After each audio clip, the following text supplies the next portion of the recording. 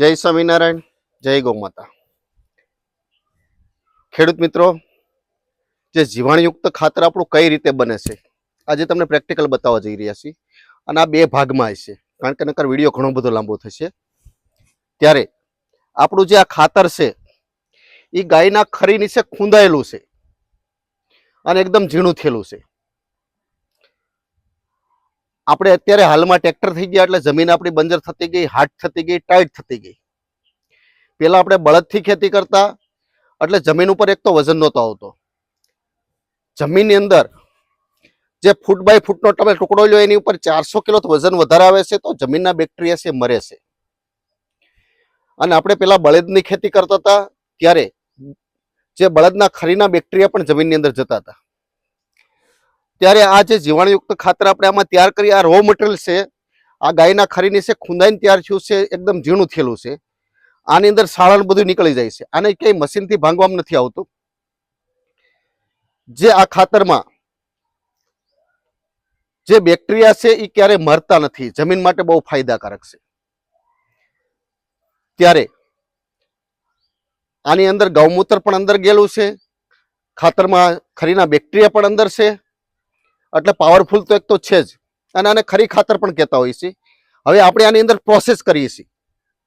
Process કરી તો કઈ રીતનું થાય છે, શું થાય છે, આપણે સાવણા સાથે આખી બધી પ્રેક્ટિકલ બતાવશું.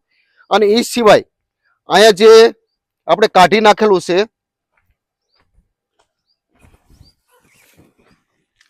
જે આપણે આ કાઢી નાખ્યું છે સળાઈ, આવડી આવડી ઝીણી ઝીણી કટકી છે એ પણ બહાર નીકળી જાય છે.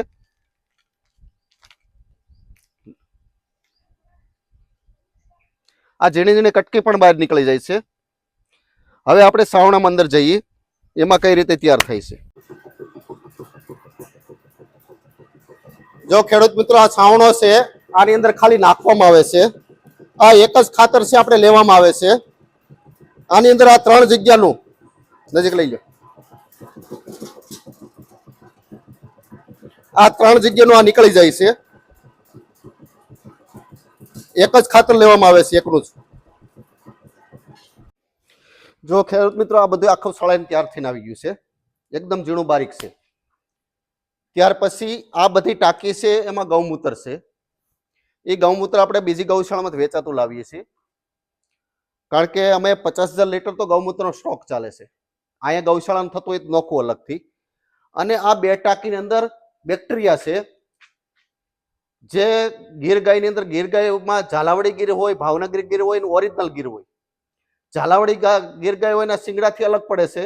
ભાવનગરી ગીર ગાય હોય એનું મોકલી થોડીક લાંબી હોય છે, અને ઓરિજિનલ ગીર ગાય એની ટૂંકી હોય છે. અને એની અંદર 56 પ્રકાર આવે છે. મહાભારત અને રામાયણના મૂળમાં જોઈએ તો ગાય છે. દિલીપ રાજાના દીકરાનો જ થતા તો ઋષિને ગાય આપી હતી, અને એ ગાય 1 લાખ એક જન્મે સુવર્ણ કપિલા હતી. એને સેવા કરી તો એને દીકરા થયા. એની ઉપર એક ગાય આવે છે, ચક્કરવાળી ગાય, 1 કરોડ એક જન્મે છે. એના આપણે બેક્ટેરિયા તૈયાર કરીએ છીએ, આખા સુસુપ્તિ વાળા બેક્ટેરિયા છે, એટલે આપણે ટાંકીમાં પેક રાખી શકીએ છીએ. આ બંને ટાંકી બેક્ટેરિયાની છે.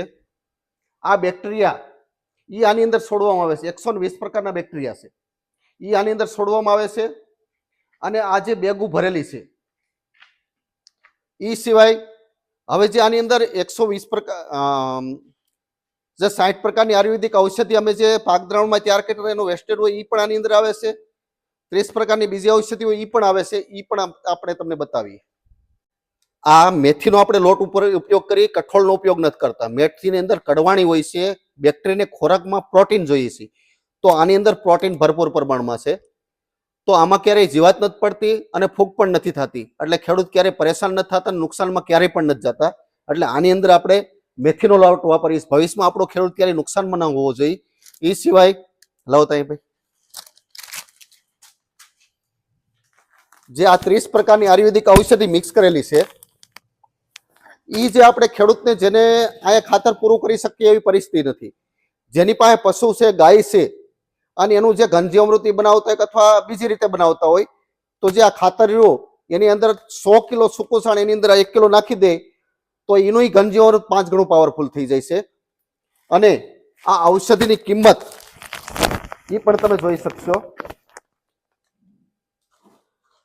જે ઔષધિની કિંમત છે 2100 છે, તો આ મેં પાક દ્રાવણની અંદર 60 પ્રકારની ઔષધિ ઉપયોગ કરી છે. એ ઔષધિની કોસ્ટ તમે આ 60 પ્રકારની ઔષધિ એ સિવાય મજૂરી અલગ, ગૌમૂત્ર અલગ, અને ત્યાર પછી ઋતુ ચેન્જ થાય ત્યારે ઔષધિ નાખતો હોય અલગ. એની 2 મહિનાની પ્રોસેસ હોય છે. 1 મહિનો પેલા ગોડાઉનનો અને 1 મહિનો આ ગોડાઉનનો. એ પૂરું થયા પછી આવે છે. ત્યાર પછી અમે ગમે એટલી ઋતુ ચેન્જ થાય તો કોઈ વસ્તુ એડ નથી કરવી પડતી, અને એ સિવાય એની ડ્યુ ડેટ પણ નથી. આ જે ઔષધિની તમે કિંમત જોઈ રહ્યા છો, આની તમે 2100 છે 2100 તમે ભૂલી જાઓ. ખાલી 1300 રૂપિયા પકડો અને 60 પ્રકારની ઔષધિ પાછળથી નાખી, મજૂરી, ગૌમૂત્ર કશું જ ન પકડીએ આપણે. ખાલી એકસાથે 60 પ્રકારની ઔષધિને પકડી તો એનું ઘણી વખત ઓલામાં ઉકાળવતા હોય એમાં નાખવામાં આવે, અમુક વસ્તુ બેરલમાં નાખવામાં, અમુક વસ્તુ સીધી ટાંકીમાં નાખવામાં આવે છે. ત્યારે આ બધું ભેગું કરી તો આને ખાલી 1300 રૂપિયા તમે પકડો. 1300 ગુણ્યા 60 કરશો તો 78,000 થશે. પાક દ્રાવણ બેરલમાંથી નીકળશે 120 લીટર. નીચે આનો રગડો નીકળશે, એ તમને હમણાં બતાવી. એ રગડોનું જે કાંઈ છે હુકાય એટલે બધું આમાં નાખવામાં આવે છે, એ પણ પ્રેક્ટિકલ બતાવું છું.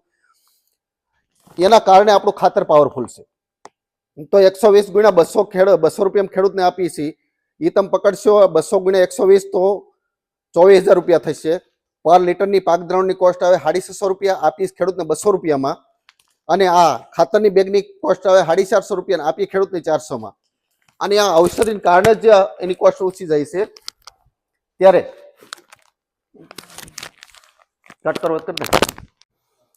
ખેડૂત મિત્રો, આ જે છે બેરલ, એની અંદર અમે બધી વસ્તુ મિક્સ કરીએ છીએ જે આ ખાતરમાં નાખવા માટે. બેક્ટેરિયાનો ખોરાક પણ આની અંદર જ આવે છે. બીજો અમુક ઉપરથી પાવડર પણ નાખતા હોઈએ છીએ. ત્યારે જે આ ગોળ પલાળી અને એની અંદર આખું તૈયાર કરતા હોઈએ છીએ. બેક્ટેરિયા બધા આની અંદર એડ થાય, બધી વસ્તુ આમાં તૈયાર થઈને આની અંદર વ્યવસ્થિત નખાતું હોય છે. આની અંદર અમે ક્યાંય કઠોળનો લોટ યુઝ કરતા નથી. કઠોળ તમે નાખો છો ને ગોળનો એને ખોરાક મળે તો ફૂગ અંદર, કઠોળની અંદર ફૂગ હોય જ છે, એટલે ફૂગ વકરે છે.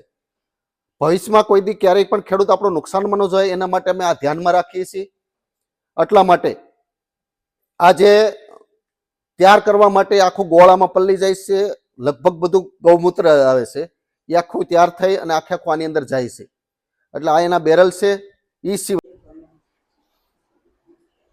હવે જો આ બેક્ટેરિયાને ગૌમૂત્રને આખે આખું આવે ભરી દેવામાં આવશે ને આ પછી આની અંદર છોડી દેવામાં આવશે. જો ખેડૂત મિત્રો, આપણે જે પાક દ્રાવણ તૈયાર કરીએ છીએ એની જે ઔષધિ છે એ નીકળી ગઈ છે. આપણું ખાતર કઈ રીતે પાવરફુલ છે એની તમને માહિતી આપું છું. જે એક તો ગાયના ખરી નીચે ખૂંદાયેલું ખાતર છે, પહેલો મુદ્દો. બીજો મુદ્દો કે એની અંદર ગૌમૂત્ર પણ અંદર પડેલું જ છે. પહેલા આપણે બળદથી ખેતી કરતા હતા તો બળદના જે ખરીના બેક્ટેરિયા હતા જમીનમાં જતા હતા. હવે આ વસ્તુ થતી નથી, આપણે ટ્રેક્ટર થઈ ગયા. તો જે ગાયના ખરીના બેક્ટેરિયા છે એટલા બધા પાવરફુલ છે કે ક્યારેય મરતા નથી, અને જમીન માટે આપણે બહુ બેસ્ટ અને સારા છે. એટલે તમે જ્યાં ગમે ત્યાંથી ખાતર લેતા હોય તો આવું કુંદાયેલું ભલે વધારે પૈસા દેવા પડે કોઈ પણ ગૌશાળાને, પણ આવું ખાતર લેજો. બીજી વસ્તુ, જે આપણું પાક દ્રાવણ તૈયાર થાય છે એની અંદર 60 પ્રકારની આયુર્વેદિક ઔષધિ આપણે નાખીએ છીએ, અને ઔષધિનો વેસ્ટેજ ભાગ છે આની અંદર જાય છે. એટલે આપણું ખાતર પાવરફુલ છે. અને ખેડૂત નથી બનાવી શકતા એનું કારણ આ છે. કારણ કે જે ઔષધિ છે એની તમે કોસ્ટ જોઈશો તો તમને ખ્યાલ પણ આવશે કેટલી કિંમત છે. દેખાય છે 2100 રૂપિયા કિંમત છે 1 કિલોના. આવી બધી આયુર્વેદિક ઔષધિ વાપરીએ છીએ.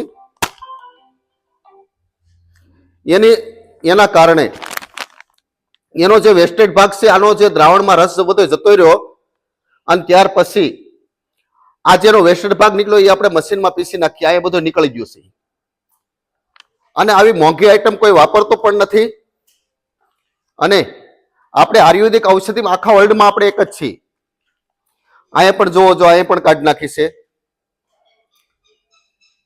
એ સિવાય જે આ બધા ગાંગડા છે, આ બધા હુકાઈ ગયા ને આ લઈ કરી લીધું છે, એ આપણે આ મશીનની અંદર પીસી નાખીએ છીએ. મશીન બતાવી જાય, આની અંદર પાછું પીસાઈ જાય છે, પાવડર થઈ જાય છે, એ પાછો બધો ખાતરમાં જતો રહે છે. આપણું ખાતર પાવરફુલ છે એનું કારણ આ છે. અને હવે જે પીસાઈને બધું યુઝ છે, હવે બધું મિક્સિંગ કરવામાં આવશે, એ પણ બતાવી. એ સિવાય કોઈ ખેડૂત મિત્રને ખાતર બનાવવું હોય તો તમે જે ઘનજીવામૃત બનાવો છો, આમાં 30 પ્રકારની આયુર્વેદિક મિક્સ કરીને રેડી રાખેલું છે. આ 100 કિલો સૂકું છાણું એની અંદર આ 1 કિલો નાખી દો. બેક્ટેરિયા પણ અમે અહીંથી આપી દઈશું, એ ફ્રીમાં જ આપીએ છીએ બેક્ટેરિયા. અને આની કોસ્ટ છે 400 રૂપિયામાં ખેડૂતને આપવામાં આવે છે આ કિલો. તમે એ નાખશો તો તમારું એનું ગંજી અમૃત છે 5 ગણું પાવરફુલ થઈ જશે. આ જે જમીનની અંદર તત્વોની ઉણપ છે, કેલ્શિયમ છે, ફોસ્ફરસ છે, આયર્ન છે, સલ્ફર છે, કાર્બોટ છે, મેગ્નેશિયમ છે, સિલિકોન છે, પોટાશ છે, ઝીંક છે, કોપર છે, આ બધા આયુર્વેદિક ઔષધિ આ જે તત્વોની ઉણપ છે પૂરી કરે છે.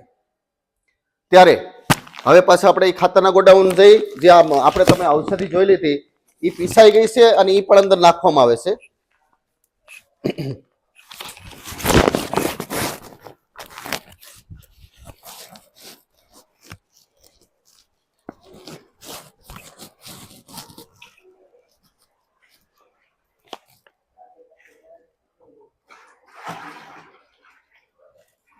આ આયુર્વેદિક ઔષધિ આ પીસાઈને આવી ગઈ. આ બધી આની અંદર નાખવામાં આવે છે. આ લીંબોળીનો ખોળ છે, એ અંદર નાખવામાં આવે છે. બીજું બેક્ટેરિયાના ખોરાક માટે. ખેડૂત મિત્રો, જે બધાય આપણે જે ગાંજી અમૃત બનાવી, ગમે એ વસ્તુ બનાવી, એની અંદર તમે બધાય નાખો છો કઠોળનો લોટ વાપરો છો. અમે ક્યાંય કઠોળ વાપરતા નથી. કઠોળની અંદર ફૂગ હોય છે અને એને ગોળનો ખોરાક મળે એટલે ફૂગ પણ સાથે સાથે વકરે છે. અને ધીરે ધીરે આપણી જમીન છે એ ધીરે ધીરે ફૂગ એમાં વધતી જાય છે. ઊભા છોડ હુકાવાનું ને આ બધા પ્રશ્નો વધારે થાય છે. આપણે ત્યારે આ ખાતર ભલે ખેડૂતને આપીએ છતાં એના માટે આપણે ત્યારે લોટનો ઉપયોગ નથી કરતા, મેથીનો લોટનો ઉપયોગ કરીએ છીએ. નજીક કરું. આ મેથીના પાવડરના હિસાબે આની અંદર ક્યારે ફૂગ નથી આવતી, કારણ કે કડવાણી છે. અને જે બેક્ટેરિયાને ખોરાક જોઈએ છે, પ્રોટીન છે, તો આની અંદર પ્રોટીન પણ ભરપૂર પ્રમાણમાં છે. એના કારણે બેક્ટેરિયાને ખોરાક પણ મળી જાય છે અને ક્યારેય ભવિષ્યમાં આપણો ખેડૂત નુકસાનમાં ન જાય એના માટે આપણે બધું આજ વાપરીએ છીએ. બીજું કોઈ વસ્તુ વાપરતા ભવિષ્યનું ધ્યાન રાખીને આપણે ચાલીએ છીએ. ત્યારે આજે આપણે આ ખાતરની બનાવવાની જે સંપૂર્ણ સિસ્ટમ છે તમને બતાવી અને કઈ રીતે તૈયાર થાય છે, શું થાય છે, તમને સાવણાથી માંડીને આખું બતાવ્યું. ખેડૂતના મિત્રો નથી બનાવી શકતા એનું કારણ આપણે આ ઔષધિ છે, વેસ્ટેડ ભાગ આની અંદર જાય છે એટલે આપણું ખાતર પાવરફુલ છે. તમારે કદાચ આટલું પાવરફુલ ન થાય તો એ ગાંજી અમૃત બનાવતો એની અંદર આ એક પેકેટ નાખી દેજો ઔષધિનો, તો એ તમારું પણ પાવરફુલ થઈ જશે, 5 ગણું પાવરફુલ થઈ જશે. જમીનની અંદર તત્વોની ઉણપ છે પૂરી થશે. અસ્તો. જય સ્વામિનારાયણ, જય ગૌ માતા.